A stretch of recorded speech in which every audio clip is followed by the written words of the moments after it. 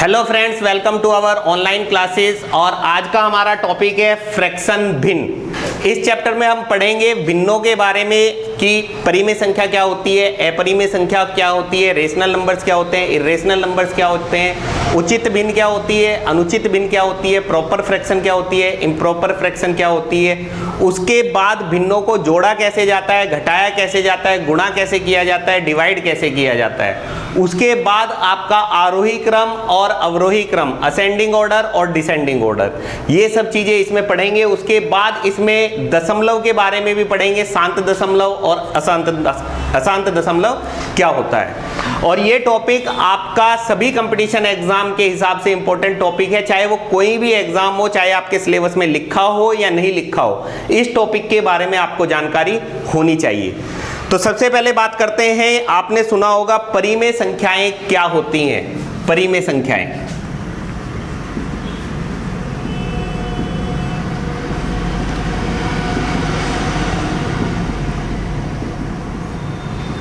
तो आपने इसकी परिभाषा कहीं ना कहीं बचपन में पढ़ी होगी कि परिमेय संख्याएं या परिमेय संख्याओं को आप इंग्लिश में बोलोगे रेशनल नंबर्स। इंग्लिश में भी साथ साथ लिखते चलते हैं जिससे कि इंग्लिश वाले स्टूडेंट्स को भी प्रॉब्लम ना हो। रेशनल नंबर्स यानी ऐसी भिन्न, ऐसी फ्रैक्शन जिनको हम p/q के रूप में निरूपित कर सकते हैं। That fraction which can be written in the form of p/q where p is any integer, p is any integer और q नॉट इक्वल टू 0 होना चाहिए। यानी p कोई ना कोई आपका पूर्णांक हो और q क्या है आपका 0 नहीं होना चाहिए। ऐसी संख्याओं को हम क्या कहते हैं, परिमेय संख्याएं। जैसे मैं कहूं 3/2, 3/2, ये क्या है, परिमेय संख्या। -3/2 लिखा होगा, ये भी क्या है, परिमेय संख्या। 1/3 लिखा हुआ है, ये भी क्या है, परिमेय संख्या। नेक्स्ट आता है अपरिमेय संख्या। क्या हो जाएगी फिर, जिनको हम p/q के रूप में नहीं लिख सकते हैं, जिनको हम p/q के रूप में नहीं लिख सकते हैं, उनको हम क्या कहेंगे, अपरिमेय संख्याएं, irrational numbers which can not be written in the form of p/q। जैसे अगर मैं कहूं √2 है या √3 है, अब आप √2 को क्या लिखोगे, √2/1, √3 को क्या लिखोगे, √3/1। तो ये √2 है, ये आपका इंटीजर नहीं हुआ, तो इसलिए इस तरह की संख्याएं जो भी होंगी वो क्या कही जाएंगी, अपरिमेय संख्याएं। भिन्न आपको पता ही है, भिन्न क्या होती है, कोई भी इस तरह की संख्या लिखी हुई है तो इसको आप क्या बोलते हो, भिन्न बोलते हो। इसको ऊपर वाली संख्या को हम क्या बोलते हैं, न्यूमरेटर, अंश बोलते हैं। नीचे वाली संख्या को डिनोमिनेटर, हर बोला जाता है। अब इसमें नेक्स्ट टर्म आती है आपकी उचित भिन्न। उचित भिन्न, प्रॉपर फ्रैक्शन। देखिए, जो छोटे लेवल के एग्जाम हैं, जैसे मान लीजिए रीट लेवल 1 का ले लो आप, या फिर पीटीईटी का एग्जाम ले लो, राजस्थान के जो एग्जाम्स है, ऐसे ही आपके स्टेट गवर्नमेंट, यूपी, बिहार, सब जगह के अपने स्टेट गवर्नमेंट के छोटे लेवल के भी एग्जाम्स होते हैं। उसमें कहीं पे भी आपको 4 ऑप्शन दे देगा और पूछ लेगा कि निम्न में से उचित भिन्न कौन सी है या निम्न में से अनुचित भिन्न कौन सी है। तो ये छोटे छोटे क्वेश्चंस बन जाते हैं। लेकिन अगर बड़े लेवल के एग्जाम है, आपके बैंक या एसएससी लेवल के एग्जाम है, आपके आईएएस लेवल के एग्जाम है, आरएएस लेवल के एग्जाम है, तो वहां पे इस तरह का क्वेश्चन कभी भी नहीं पूछा जाएगा कि निम्न में से कौन सी उचित भिन्न है, कौन सी अनुचित भिन्न है। उसमें फ्रैक्शंस के ऊपर आपके क्वेश्चंस बनाए जाएंगे, असेंडिंग ऑर्डर, डिसेंडिंग ऑर्डर पूछ लिया, या फिर बड़ी भिन्न और छोटी भिन्न पूछ लिया कि 4-5 भिन्न दे दी, आपको बताइए उसमें कौन सी बड़ी है, कौन सी छोटी है। तो ये सब चीजें आपको बताई जाएगी। लो लेवल से लेकर के हम हाई लेवल तक के क्वेश्चंस इसमें कराएंगे और छोटी छोटी चीजें भी बताएंगे और बड़ी बड़ी चीजें भी बताएंगे। उचित भिन्न प्रॉपर फ्रैक्शन क्या है कि जिसमें न्यूमरेटर आपका छोटा होता है डिनोमिनेटर से, उसको आप बोलते हो उचित भिन्न। अंश आपका क्या होगा, हर से छोटा होगा। जैसे मैं लिख देता हूं 2/3, यहाँ पे अंश क्या है, हर से छोटा है, तो इसलिए इसको बोला जाएगा उचित भिन्न प्रॉपर फ्रैक्शन। ऐसे ही इम्प्रॉपर फ्रैक्शन क्या होता है? इम्प्रॉपर फ्रैक्शन, इसको आप हिंदी में बोलते हो अनुचित भिन्न।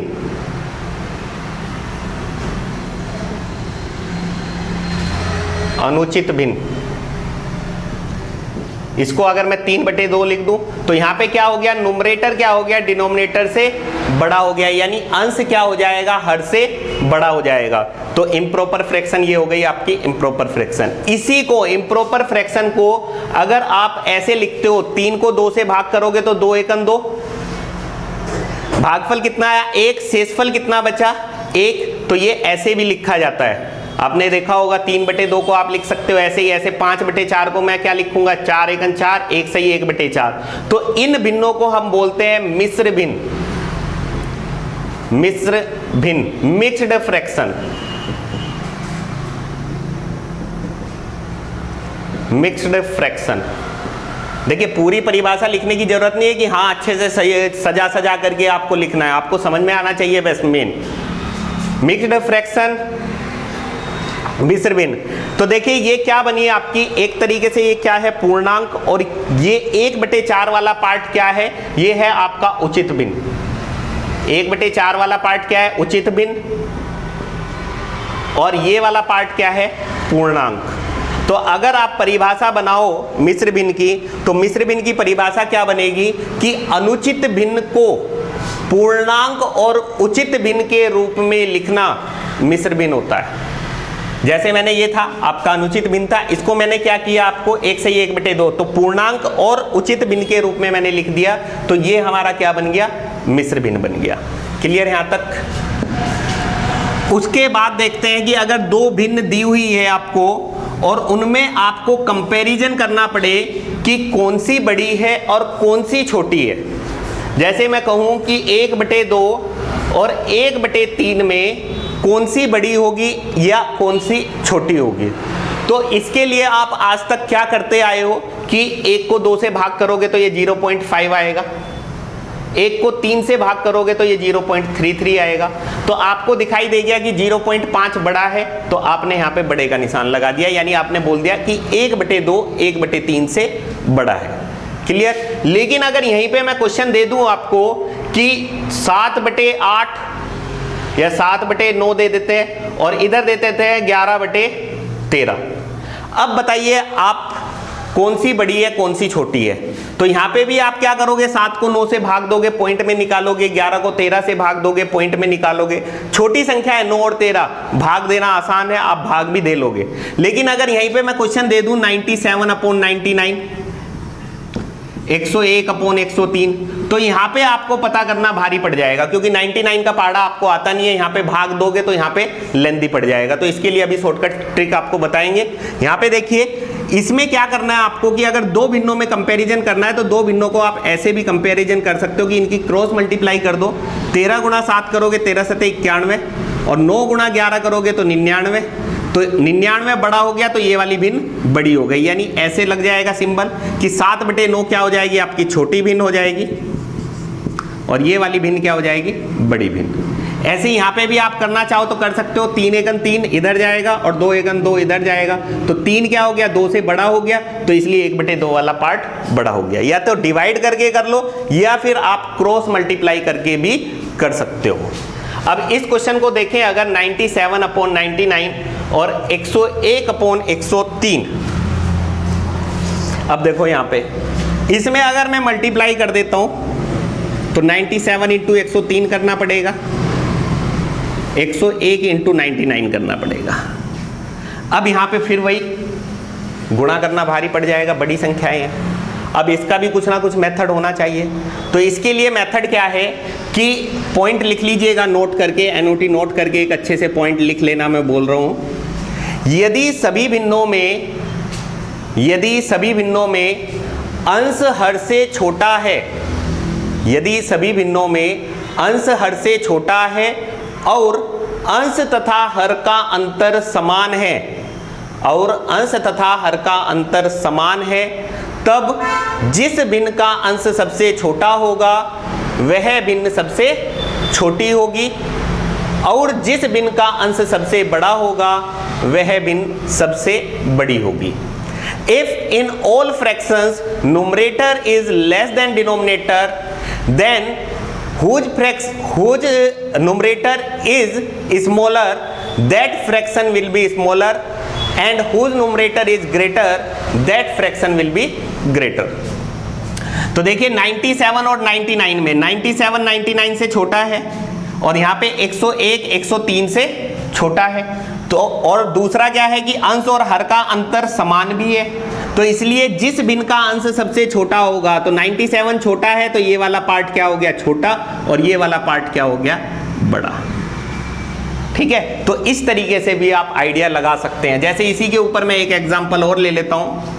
मैंने बोल दिया आपको 91/97, 82/88, 3/4, 7/8। अब इनमें आपको पता करना है कि कौन सी भिन्न छोटी है, कौन सी भिन्न बड़ी है। तो गाइज आपको यहां पे दिख रहा होगा सभी में अंश हर से क्या है, छोटा है। सभी में अंश क्या है, हर से छोटा है। 91 और 97 में कितने का डिफरेंस है, 6 का। 82 में और 88 में भी कितने का डिफरेंस है, 6 का। लेकिन यहाँ पे 1 का अंतर है और यहाँ पे भी 1 का अंतर है। अब मैंने आपको पॉइंट क्या लिखवाया कि अंतर समान होना चाहिए। अब यहाँ अंतर समान नहीं है, यहाँ 6 का अंतर है और यहाँ 1 का अंतर है। तो यहाँ 6 का अंतर मुझे बनाना पड़ेगा। तो 1 में कितने से गुणा करूं कि 6 का अंतर बन जाए, तो 36 18 बन जाएगा ऊपर, और नीचे 6 चौक 24 बन जाएगा। यानी आप इस भिन्न को अब काउंट करोगे 18/24, तो अंतर समान हो गया। 18 और 24 में कितने का अंतर हो गया, 6 का। ऐसे ही यहाँ पे भी मुझे 6 का अंतर बनाना है, तो 7 में कितने से 6 से गुणा करोगे तो 7 छंग 42 और 8 छंग 48, क्योंकि 6 से गुणा किया, 6 7 42, 6 8 48, तो 42 और 48 में भी 6 का अंतर हो जाएगा। अब यहाँ पे आप साफ साफ देख सकते हो कि सबसे छोटा पार्ट कौन सा है, 18 वाला। तो ये वाली भिन्न क्या हो जाएगी, छोटी, और ये वाली भिन्न क्या हो जाएगी, सबसे बड़ी। अब यहीं पे बात कर लेते हैं आरोही क्रम और अवरोही क्रम की। आरोही क्रम क्या होता है, आरोही क्रम, इसको आप बोलते हो इंग्लिश में ascending order. A for aeroplane, aeroplane नीचे से ऊपर की तरफ जाता है, यानी 1 2 3 4। इस तरीके से बढ़ते हुए क्रम में लिखना है तो वो क्या कहलाता है, आपका आरोही क्रम, असेंडिंग ऑर्डर। अवरोही क्रम क्या होता है, डिसेंडिंग ऑर्डर।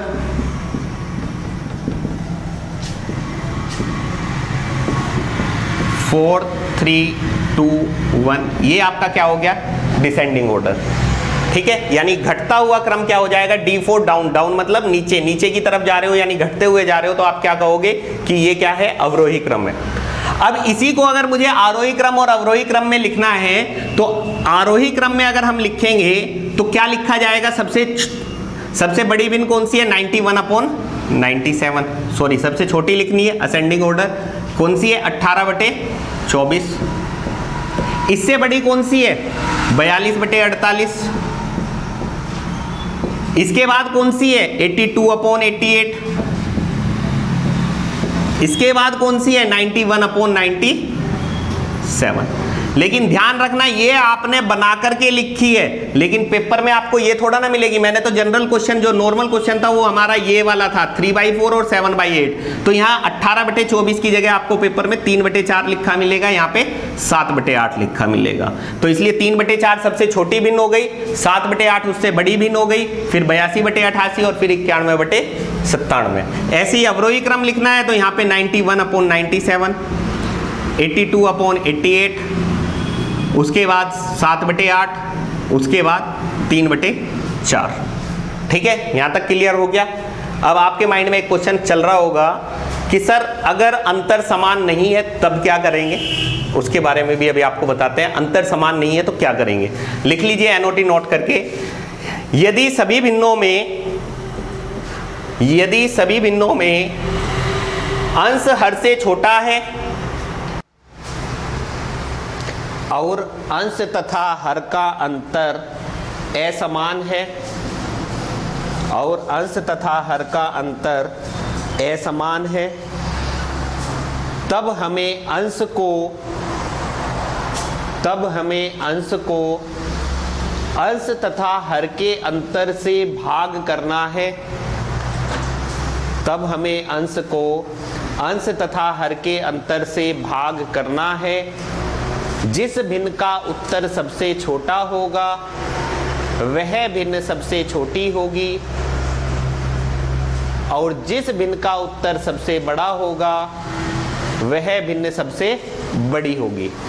तो देखिए गाइस, ये पॉइंट लिखवाया गया आपको कि मान लीजिए संख्याएं ऐसी आ जाए आपके पास 91/97, 93/97 या 94 ले लेते हैं, 101/102 या 103 ले लेते हैं, कुछ भी 107/111 या 117, इस तरह की संख्याएं आ जाए और आपसे पूछ लिया जाए कि कौन सी छोटी है या कौन सी बड़ी है। तो अगर इनको आप डिवाइड करने लगोगे तो डिवाइड करते हुए आपको काफी टाइम लग जाएगा। तो जो मेथड मैंने आपको लिखवाया, यदि सभी भिन्नों में अंश हर से छोटा है और अंश तथा हर का अंतर असमान है, तब हमें क्या करना है, अंश को अंश तथा हर के अंतर से भाग करना है। If in all fractions numerator is less than denominator and the difference of numerator and denominator is not equal, then we have to divide numerator by difference of numerator and denominator. Whose fraction result will be smaller, that fraction will be smaller, and whose result will be greater, that fraction will be greater. तो देखिए guys, यहाँ पे कितने का difference है, 6 का difference है। तो 91 को आप क्या करोगे, 6 से डिवाइड करोगे। 91 को 6 से डिवाइड करोगे तो ये लगभग क्या आएगा, 15 पॉइंट समथिंग। इसी तरीके से 93 और 94 में कितने का डिफरेंस है, 1 का डिफरेंस है। 93 को 1 से डिवाइड करोगे तो 93। यहाँ पे 101 में और 103 में 2 का डिफरेंस है, 2 से डिवाइड करोगे तो 50.5। 107 और 117 में 10 का अंतर है, 10 से डिवाइड करोगे तो 10.7।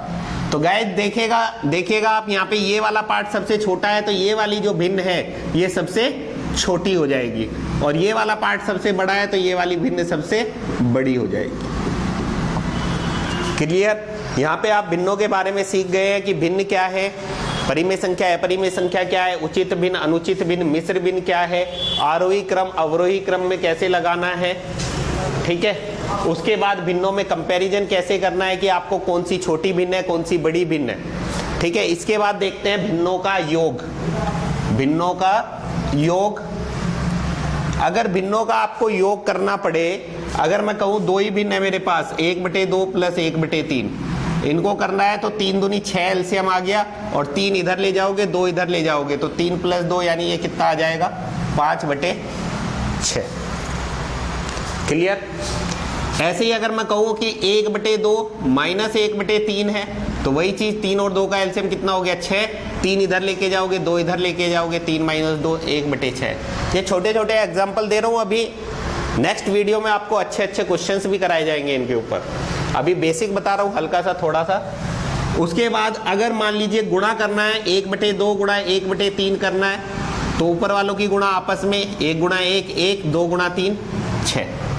ऐसे ही अगर 1/2 भाग 1/3 करना है, तो अगर भाग करेंगे तो इस भाग को मैं गुणा में बदलूंगा तो ये 1/3 वाला पार्ट पलट जाएगा, यानी 3/1 बन जाएगा। तो 3 × 1 3 और 2 × 1 2। तो इस तरीके से जोड़, घटा, गुणा और भाग करना है। क्लियर? ऐसे ही क्वेश्चंस इसमें मिश्र भिन्न के रूप में भी आ सकते हैं। जैसे मैं कहूँ 1 सही 1/7 प्लस 2 सही 1/7 प्लस 2 सही 4/7 प्लस 3 सही 2/7। इनको अगर जोड़ना है तो देखो, कभी भी इस तरह का क्वेश्चन आए तो 1 और 1/7 के बीच में हमेशा यहाँ पे प्लस का सिंबल होता है। प्लस का सिंबल होता है तो इसका मतलब क्या हो गया, ऐसे ही लिखा जाएगा ये वाला पार्ट। ये समझाने के लिए लिख रहा हूँ, लेकिन आपको पेपर में डायरेक्ट करना है कि 3 2 5 और 1 6। ऐसे ही यहाँ पे देख लो आप, 1 + 2 3, 3 और 3 6 प्लस, अब ये वाला पार्ट जोड़ोगे 1/7 4/7 और 2/7। इनमें तीनों में क्या है, सेम है, नीचे 7 है, तो ऊपर वाली संख्याओं को जोड़ दोगे, 1 और 4 5, 5 और 2 7। तो 7/7 का मतलब 7 से 7 कट गया 1, तो 6 + 1 यानी इस क्वेश्चन का आंसर आ जाएगा गाइज 7। तो इसके ऊपर और अच्छे क्वेश्चन करेंगे, ये सिंपल क्वेश्चन लिया है आपके लिए। तो इस तरीके से आप भिन्नों का जोड़, भिन्नों का घटा, भिन्नों का गुणा, भिन्नों का भाग, ये चीजें कर सकते हो। इसके बाद में फिर आता है एक दशमलव के बारे में ज्ञान। दशमलव में एक होता है शांत दशमलव,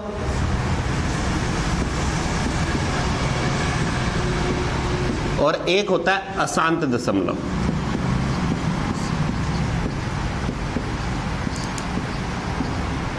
अशांत दशमलव को आप नॉन रिकरिंग फ्रैक्शन भी बोलते हो, नॉन रिकरिंग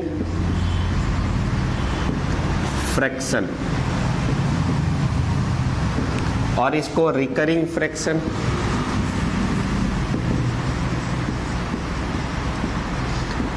यानी जैसे मान लीजिए 1/2 है, 1 को अगर आप 2 से भाग कर रहे हो तो ये कितना आता है 0.5, यानी 0.5 पे ये फिक्स हो गया, उसके बाद आगे कुछ भी नहीं आएगा। तो इसलिए इसको बोला जाता है शांत दशमलव, यानी ये क्या हो गया है, शांत हो गया है, तो इसलिए शांत दशमलव। अशांत दशमलव का मतलब 1/3, 1/3 है, मान लीजिए 0.33333333 ऐसी लिखा जाएगा ये, तो ये शांत नहीं होगा, यानी शांत नहीं होगा मतलब अशांत है, तो इसका नाम दे दिया गया अशांत दशमलव। इसी को कहीं ना कहीं आपको आवर्ती भी लिखा हुआ मिल जाएगा। आवर्ती यानी आवर्ती मतलब आना, आना, बार बार आना, ठीक है, आवर्ती भिन्न।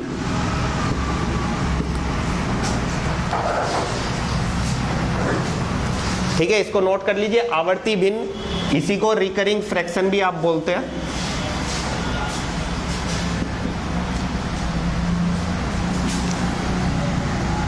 सॉरी, यहां पे ये गड़बड़ हो गया, ये रिकरिंग यहां पे आएगा और नॉन रिकरिंग यहां पे आएगा, रिकरिंग फ्रैक्शन।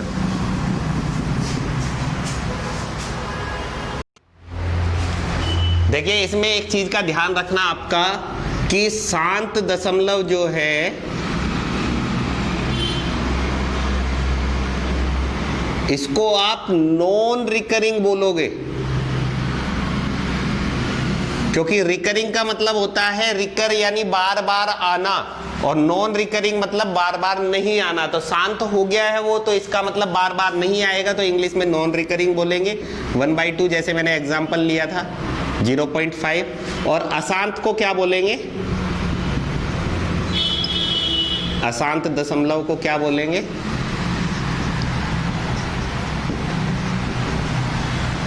Recurring fraction. ठीक है, इसको आवर्ती भिन्न भी बोला जाता है,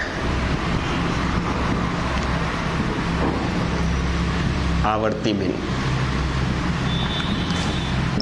ठीक है, यहां तक। इसके बाद इसमें देखते हैं कि जो दशमलव है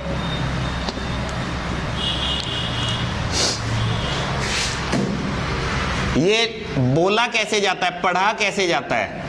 0.235 अगर मैं कहूं तो इसको आप हमेशा 0.235 बोलोगे, कभी भी 0.235 नहीं बोलोगे, क्योंकि इस तरह का क्वेश्चन आपके इंटरव्यू में पूछा गया है कहीं ना कहीं RAS IAS के इंटरव्यू में कि इसको क्या बोलोगे, क्या पढ़ोगे।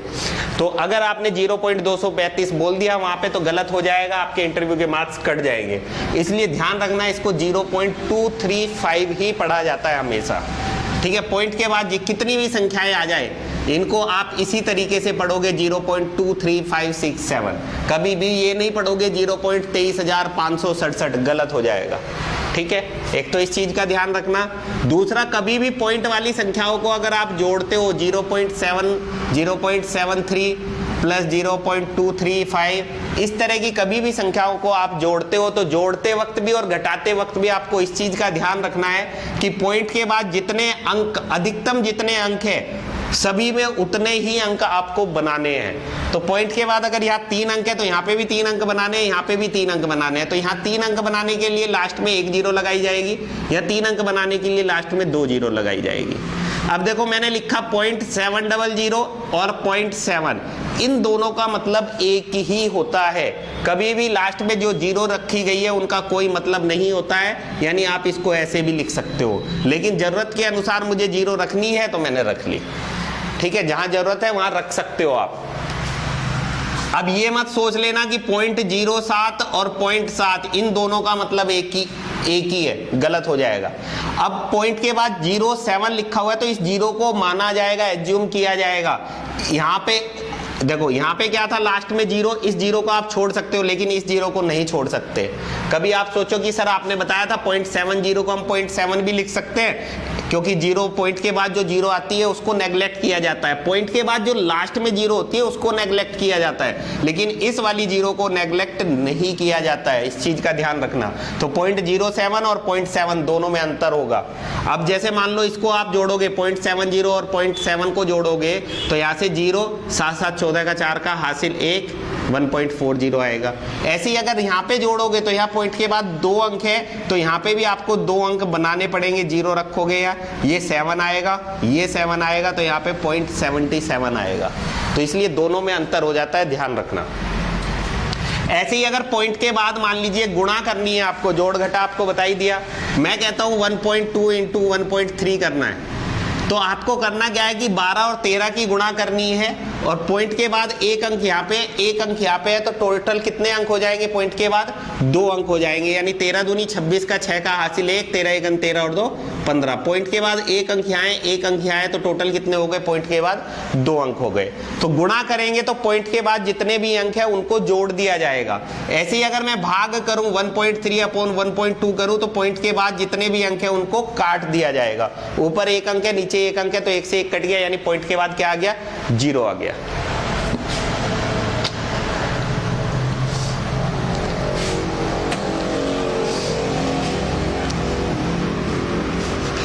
देखिए अब इसमें जैसे मैंने आपको HCF एलसीएम वाला चैप्टर पढ़ाया होगा, उसमें भी बताया होगा कि दशमलव संख्याओं के कभी भी अगर महत्तम समापवर्तक या लघुत्तम समापवर्तक निकालने होते हैं, जैसे मान लीजिए 1.6 है, 4.80 है,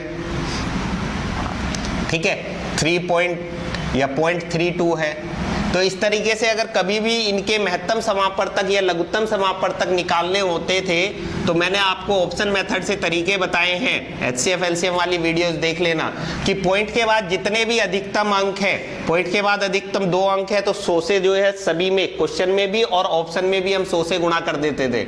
100 से गुणा करेंगे तो यहाँ क्या बन जाएगा? ये 160 बन जाएगा, ये क्या बन जाएगा? 480 बन जाएगा, ये क्या बन जाएगा? 32 बन जाएगा। फिर हम इनका क्या करेंगे? महत्तम समापवर्तक है तो महत्तम समापवर्तक निकालेंगे और फिर लास्ट में 100 से डिवाइड कर देंगे। लघुत्तम समापवर्तक है तो इनका लघुत्तम समापवर्तक निकालेंगे और बाद में 100 से डिवाइड कर देंगे, क्योंकि 100 से पहले मल्टीप्लाई किया है तो लास्ट में 100 से डिवाइड भी करना जरूरी है। तो इस तरीके से ये था आपका इस चैप्टर का बेसिक। नेक्स्ट चैप्टर में, नेक्स्ट वीडियो में हम आपको बताएंगे, इसके ऊपर क्वेश्चंस की प्रैक्टिस कराएंगे। Thank you. डियर फ्रेंड्स, आप मुझसे मेरे YouTube चैनल के माध्यम से भी जुड़ सकते हैं। YouTube चैनल आप सर्च करोगे अरविंद कौशिक मैथ्स क्लब के नाम से। उसके बाद आप Facebook अकाउंट पे भी जुड़ सकते हैं, सेम नेम से अरविंद कौशिक मैथ्स के नाम से। Facebook पे भी पेज भी मिलेगा आपको और अरविंद कौशिक मैथ्स क्लब के नाम से ही ग्रुप भी है। द विजन कोचिंग सेंटर के नाम से भी ग्रुप है और द विजन कोचिंग सेंटर का पेज है, उसके नाम से भी आप जुड़ सकते हैं। कोई भी आपके डाउट है, आप मेरे को व्हाट्सएप पे अपना डाउट भेज सकते हैं। आपके जो भी डाउट होंगे वो आपको वीडियो के रूप में मिल जाएंगे, व्हाट्सएप पे मिल जाए या फिर फेसबुक पे मिल जाए या फिर यूट्यूब पे मिल जाए, जैसे भी पॉसिबल होगा उस तरीके से मैं आपके डाउट्स के सॉल्यूशन दे दूंगा। और जिन्होंने अभी तक मेरा चैनल सब्सक्राइब नहीं किया है, आपसे रिक्वेस्ट है कि प्लीज पहले मेरा चैनल सब्सक्राइब कर लें। जो एप्लीकेशन पे भी स्टूडेंट्स हैं उनसे भी अनुरोध है कि एक बार यूट्यूब पे जाकर के मेरा चैनल सब्सक्राइब कर लें, क्योंकि आपको एप्लीकेशन में क्या है, आपके सिलेबस के अकॉर्डिंग सब कुछ मिल रहा है, जितना सिलेबस में लिखा है उतना आपको मिल रहा है। लेकिन जैसे अगर पुराने पेपर्स के सॉल्यूशन है, जैसे मान लीजिए राजस्थान एलडीसी का पेपर सॉल्यूशन, वो मैंने पुराने, आप मेरे वीडियोस देखोगे तो मैंने सॉल्व करके डाल रखे हैं। राजस्थान पुलिस कांस्टेबल के पेपर, उसके बाद रीट लेवल 1 लेवल 2 के पेपर्स, आप उनको देखोगे कि हाँ जो पुराने पेपर्स आए हैं और जो क्वेश्चंस मैं आपको करवा रहा हूं वो मिलते जुलते हैं कि नहीं है। कहीं ऐसा तो नहीं कि सर जो क्वेश्चंस कराए और रहे हैं वो पेपर में आते ही नहीं है, क्योंकि आपको ये कॉन्फिडेंस आना बहुत जरूरी है कि जो क्वेश्चंस मैं करवा रहा हूं, जिस बुक से करवा रहा हूं, वो आपके लिए बिल्कुल सही बुक है। तो इसलिए सबसे पहले आप जाकर के YouTube पे मेरे चैनल को सब्सक्राइब कर लें, और जो पुरानी वीडियोज हैं, पेपर्स हैं, शॉर्टकट ट्रिक्स की भी वीडियोज हैं, मल्टीप्लाई की ट्रिक्स, स्क्वायर रूट की ट्रिक्स, वो आप चेक कर लीजिए।